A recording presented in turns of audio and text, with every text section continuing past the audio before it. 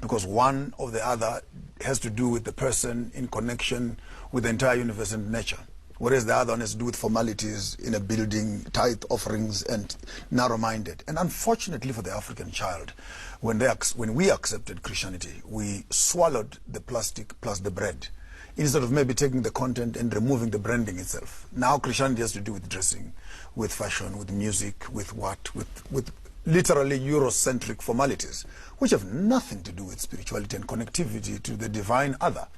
But it has become actually institutionalized. I'm a Methodist, I'm a Catholic, I'm an Adventist, I'm a Presbyterian, I'm Episcopal. And in the midst of this Christian quagmire, we've built more walls than we've built more bridges. So I think the first problem is that we have accepted Eurocentric colonial methodology of Christianizing us, which has nothing to do with our spiritual expression. And African religions are even better because they seek to deal with your connectivity to yourself, to your family, to your community, and ultimately to the environment around you and to your God. Well, give me examples of what you mean. I mean, I hear the statement, but if you can illustrate with specific cases. I'll start off on the very peripheral edge. Yeah. Where being a Christian has to mean putting on a jacket and a tie and carrying a Bible and walking up to church, having your tithe in your hand, putting some money in an offering plate, and being able to look, as it were, semi-colonized, but in an environment where you're God worshipping.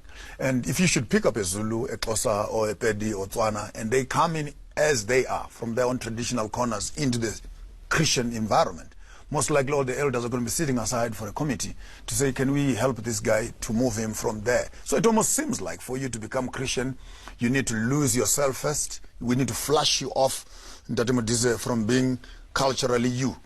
And we clear off everything that is local and ethnic.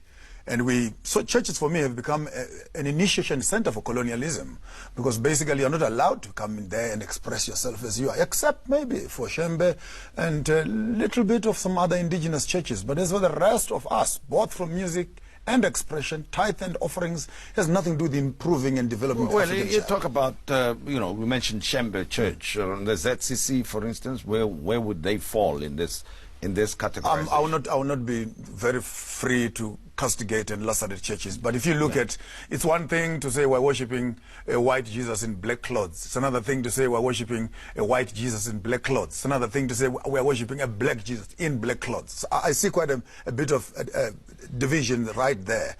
That when you deal with colonialism, our education has been colonized. Our economics has been colonized. Our fashion has been colonized. Our religion, even our God, has been colonized. That's what it is all about. My God is stronger than you. That's why I'm overpowering you. And the one who has the economics determines the religion of the people. So when you say we are spoiled for choices, I pick that with a pinch of salt. Poor people don't have much choices, do they? Well, I'm saying spoiled for choice because people choose, you see, and they are free to do so.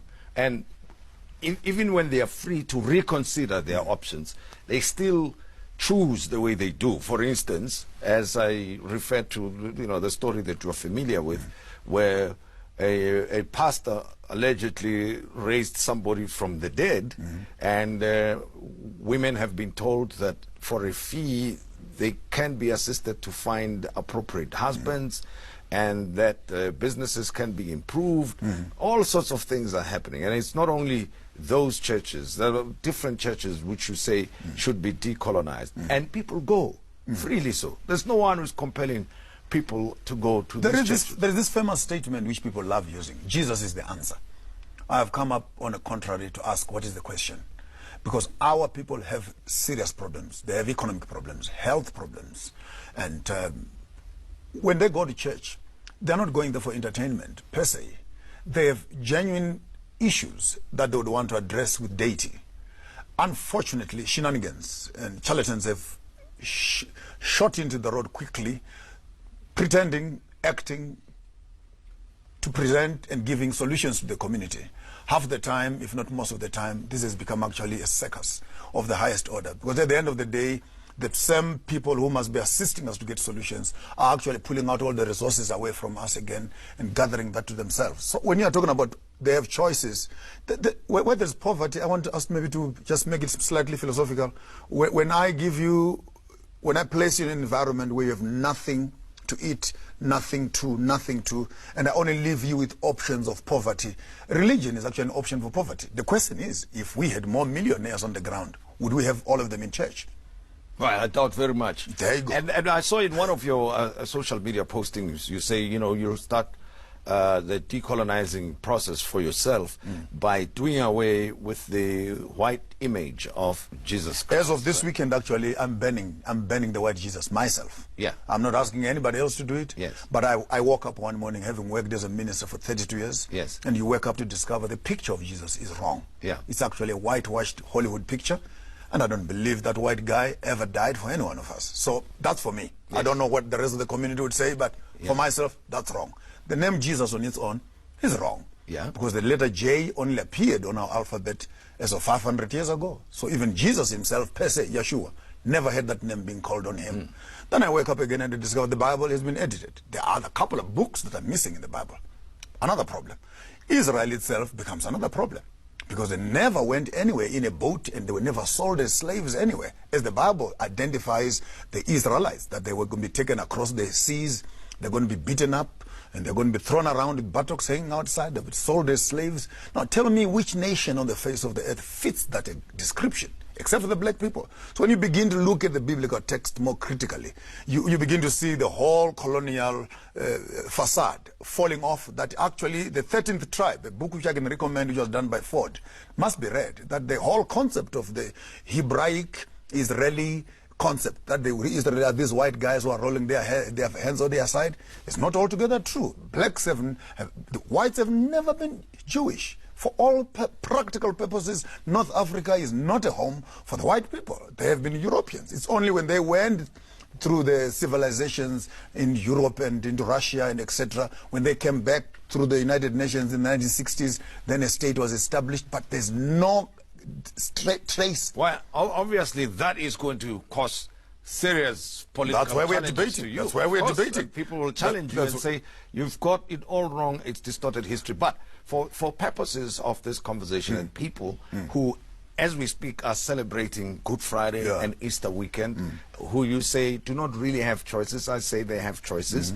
What do you say to them? If they are listening to you and they believe what you're saying, they say, okay, what must we do now? Because we don't have any option. It looks like people are stuck. You've been eating a beautiful story, I can tell you.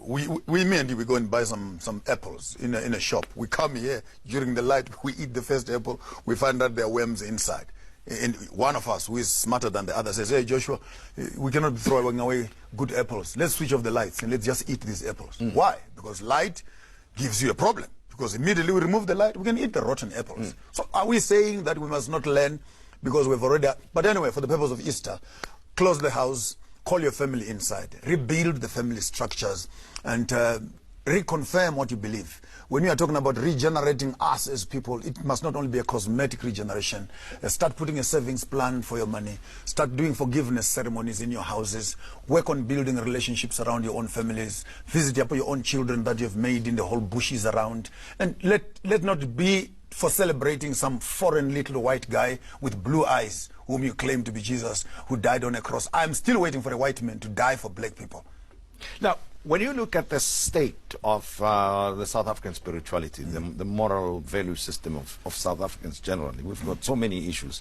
You know, poverty, crime, violence, and a whole variety of things. What do you think? What do you think can get us out of that? Because at least religion or spirituality plays a useful role in that regard, in strengthening people to face up to life challenges.